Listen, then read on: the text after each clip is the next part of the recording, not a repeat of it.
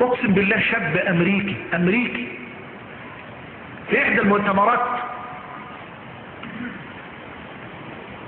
اعجبت به، فبقول له ما شاء الله، يعني انت اسلمت ليه؟ احكي لي قصة اسلامك. حريص على السنة وقرأت في القرآن جميلة، فبقول له احكي لي قصة اسلامك. قال والله تقدمت في يوم من الايام لشركة من الشركات، شركات الكمبيوتر، لشغل منصب مدير، ومعاه مؤهلاتي واوراقي لهذا المنصب. يقول وكنت ساعتها على الشرك. يقول واتصلت انا في طريقي من العودة من الشركة بعد الاختبار، اتصلت على زميل لي مسلم امريكي مسلم، فقال له انا بصلي الظهر في المركز الاسلامي في ولاية نيويورك منطقة بروكلين. وصف له المكان فذهب اليه. يقول ذهبت في الوقت الذي يؤذن فيه المؤذن صلاة الظهر. يقول انا لم افهم كلمات الاذان، ومع ذلك هزت كلمات الاذان اعماقي. طبعا احنا الاذان بقى بالنسبة لنا عادي جدا، ما بيأثرش،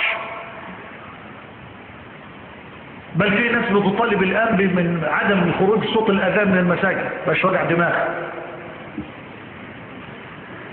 فكلمات الأذان يقول هزت أعماقي،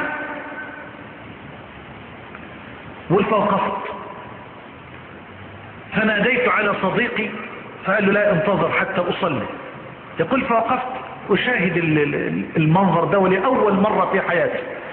يقول وسعدت جدا بمنظر ركوعهم معا وسجودهم معا، ولا التفت منهم أحد. يقول فأثرت في هذه المشاهد.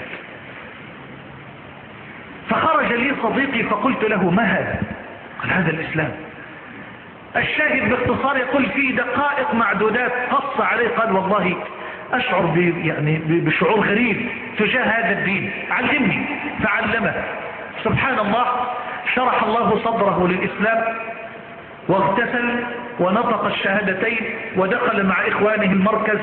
وبعد أيام قلائل كان قد تعلم قسطا كبيرا من الإسلام وبدأ يصلي صلاة صحيحة، وشرح الله صدره للإسلام.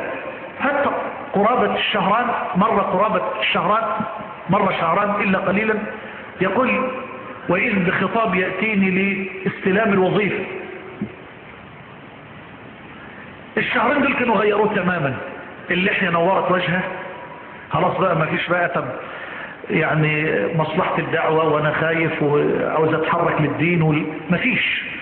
سنة اعفى اللحية، التوب لبس التوب، السواك.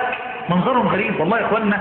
في مسجد هنالك اسمه التقوى، مسجد التقوى، يعني كلما ذهبت إليه وصليت فيه مع إخواني هنالك الأمريكان ممن شرح الله صدرهم الإسلام أشعر بحقارة شديدة جدا لنفسي.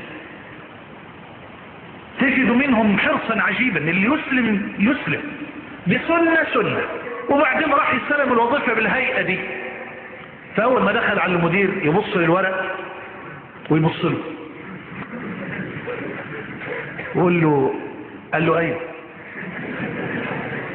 انت فلان؟ ايوه انا فلان. قال ايه اللي غيرك كده؟ قال اسلمت. قال له يعني ايه اسلمت؟ فشرح له. قال طب وايه اللي عمل فيك كده؟ قال له الرسول هو اللي امرني باعفاء اللحيه بهذا الزي. قال له طب ما ينفعش الوظيفه، ما ينفعش، لازم تقلع اللي على راسك ده، ولازم تشيل الشعر ده، ولازم تغير اللبس ده. قال له لا ما اقدرش. قال له ازاي ما تقدرش؟ ده الراتب $5000. اضرب في كام؟ خليك في 5، خليك كريم.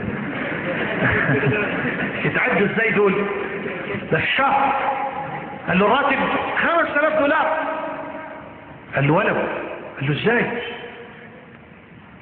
الاخ رد عليه بعبارتين، يا الله، بقى له شهرين بس، شهرين في الدين، شهرين مسلم، رد عليه بعبارتين من اعجب ما سمعته في حياتي.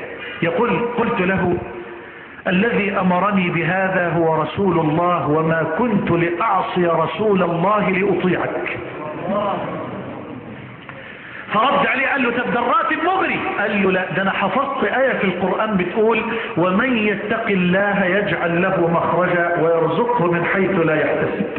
ابو شهرين في الدين بيقول كده بيقين عالي، يقسم لي بالله يقول والله يا شيخ محمد نظر الي هذا المدير وقال الوظيفة اللي احنا مرشحينك لها تحتاج الى مدير صاحب ارادة قوية، وانا لم ارى اقوى من ارادتك قط، انت من بكرة مدير العمل.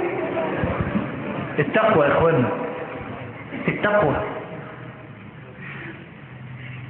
والله العظيم، والله وعد لا يتخلف، والله ومن يتق الله يجعل له مخرجا ويرزقه من حيث لا يحتسب.